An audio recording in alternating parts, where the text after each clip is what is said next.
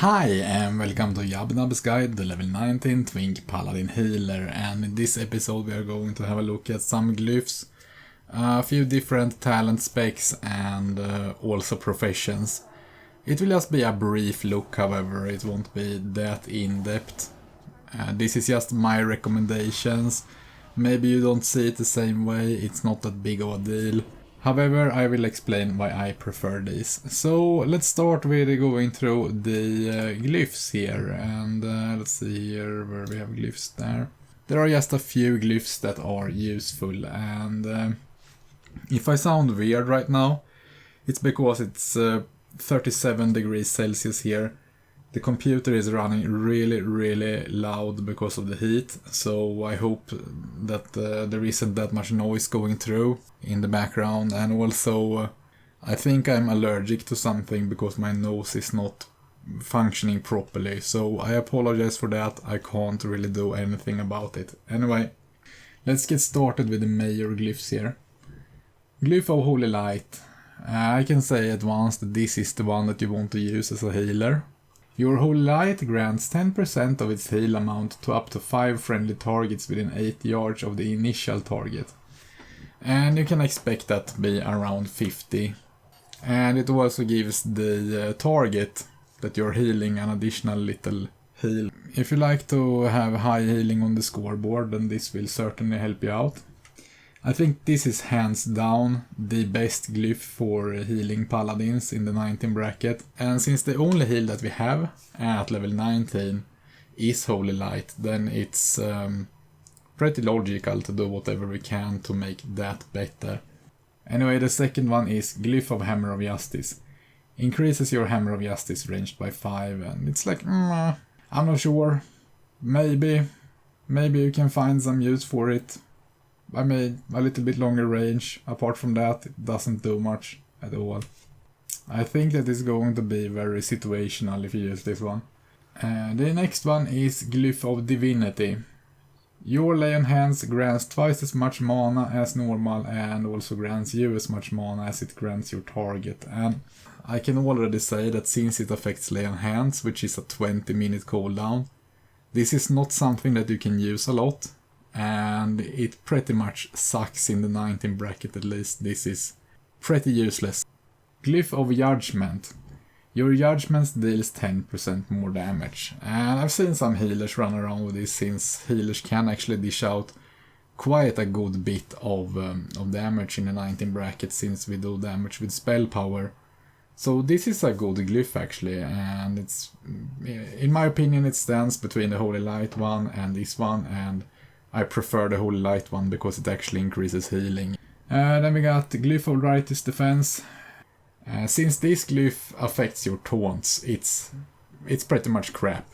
Unless you have like shitloads of pets running around in your battleground that you have to tank, then this glyph is completely useless.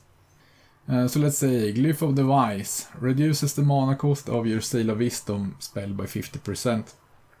I don't think we have Seal of Wisdom at rank 19. It's Seal of Righteousness, so pretty sure we don't have any use at all for this one. Glyph on Lay on Hands, and this is the one I'm using because, frankly, it does something. We don't actually have much of a choice. I think that Paladins drew the short straw when it comes to what glyphs are available at lower ranks. Anyway, reduces the cooldown of your Lay on Hands spell by 5 minutes. It makes your Lay on Hands have a 15-minute cooldown instead of a 20-minute cooldown, which makes sure that you can at least use one Lay on Hands each battleground. It's not much, but it's better than the other options. Glyph of Blessing of Might. Increases the duration of your Blessing of Might spell by 20 minutes when cast on yourself. You still have to refresh your friends' blessings, and you're probably not going to stay alive for 20 minutes.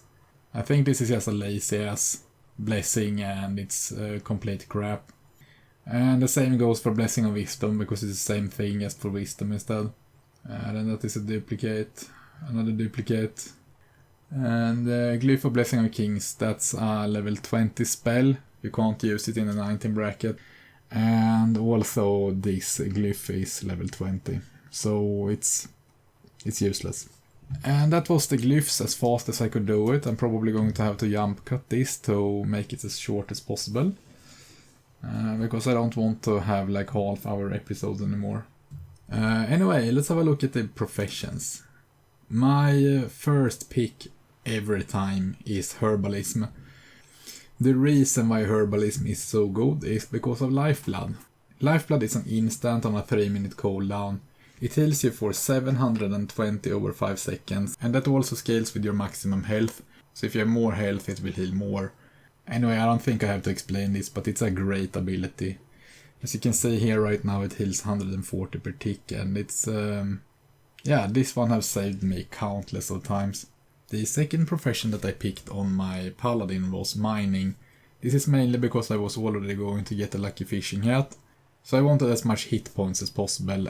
And when you get mining up to 225, you get toughness rank 3. It gives you 7 additional stamina, so that's 70 more hit points. I think it's great, but if you're not going to get the lucky fishing hat, then I would probably recommend engineering instead for the goggles. But it's also a pretty fun profession to have, so you can make a lot of stuff with engineering. So engineering certainly is not useless. I just went with mining, and mining is also a pretty good way to earn cash. When you're waiting for a battleground, you can run around and pick up copper ore as an example.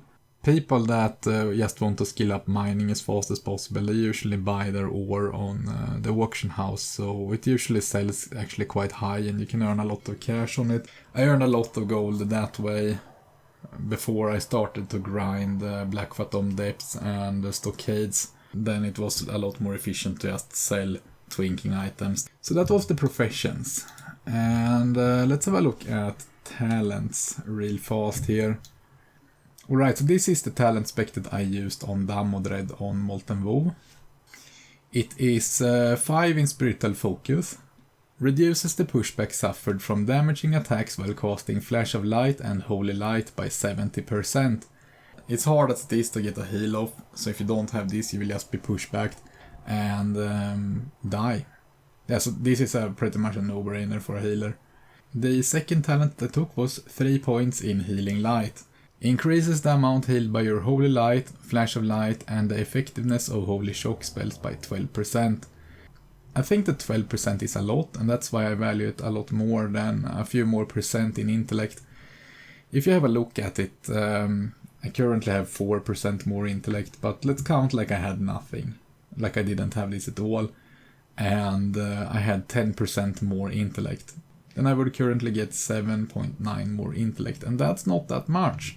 I think that 12% more healing is a lot better. However, you might see something that I don't. I can recommend that you try out this spec, and also another spec that I used to run was this one here. I really love this spec, and I don't think I will have to read them again, but 5 in Spiritual Focus, 3 in Healing Light, and 2 in Unyielding Faith. Reduces the duration of all fear and disorient effects by 30%. And that's huge. That's a great talent in PvP, because you will get feared. Priests will fear you, and warlocks will chain fear you, and stuff like that. There are a lot of fear and disorient effects in Walls and Gulch, and the less of them that you have, the better. So actually I think I prefer this talent spec here.